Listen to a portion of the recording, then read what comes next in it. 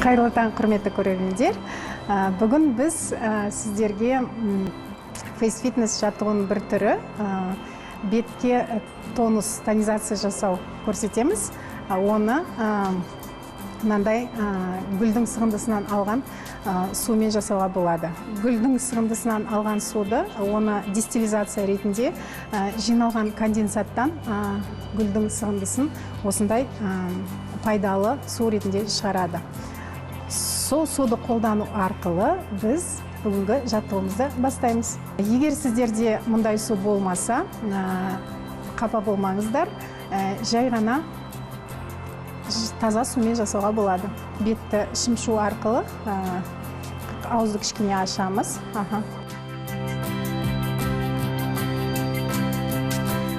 Массаждың сызықтарымен төменнен құлаққа қарай шымшып шығамыз.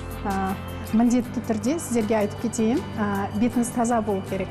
Ол үшін таңертең жуынғанда, кешке жуынғанда жасауыңызға болады. Осы массаждың сызықтарымен шымшып шығамызда, көздің айналасына тиіспейміз. Содан соң маңдайдан жалғастырамыз. Маңдайдың ортасынан құлаққа қарай тағы да шымшып шығамыз. Міндетті түрде суды себу керек.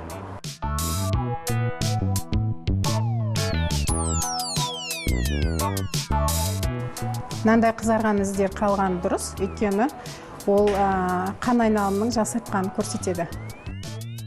Сіздерге тағы бір лайфхак көрсетейін. Жас ұлғайған сайын құлақтың жанында сызықтар пайда болады, әжім пайда болады. Ол көбейген сайын құлағыңызда үлкейіп, босаңси бастайды. Ол үшін күнде-күнде шымшып массаж жасаған кезде құлағыңызды да жасап отырсаңыз, оның да пайдасы болады. Жасаймыз. Міндетті түрде ылғал болу керек тері.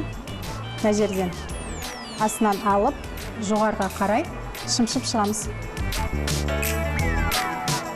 Тағы да мынау саусақ былай жүріп отырады.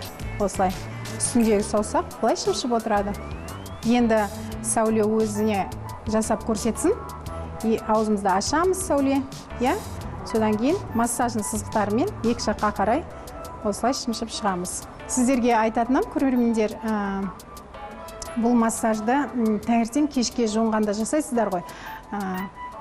Таңертең кешке жасамасаңыздар да, таңертең ғана жасап отырсаңыз, соның өзінде сіз эффектісін көресіз. Күнделікті егер жасап отырсаңыз, бетіңіздің терісінің өзгергенін байқайсыздар.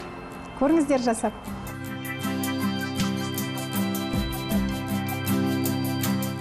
Әр адамның сұлу болуға хақысы бар.